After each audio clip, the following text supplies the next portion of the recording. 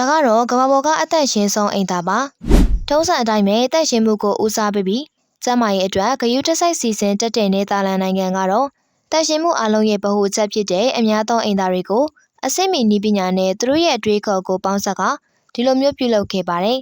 တကယ်လို့များအိမ်သာတွေကအသက်ရှင်မှုရှိမနေဘူးဆိုရင်လူတဦးကနေတဦးကိုဖြစ်စေလေထဲကနေဖြစ်စေကူးစက်ရောဂါတွေပေါ်များလာပြီးကျန်းမာရေးကိုထိခိုက်နိုင်ပါတယ်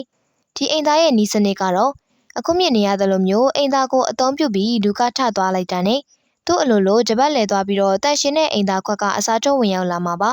စိုးစိုးကအသုံးပြုပြီးသားအိမ်သားခွက်ကတော့အခုလိုမျိုးအနောက်ဘက်မှာရေအရှိန်ပြပြနဲ့တက်ဆင်းစီကြောခံရပါတယ်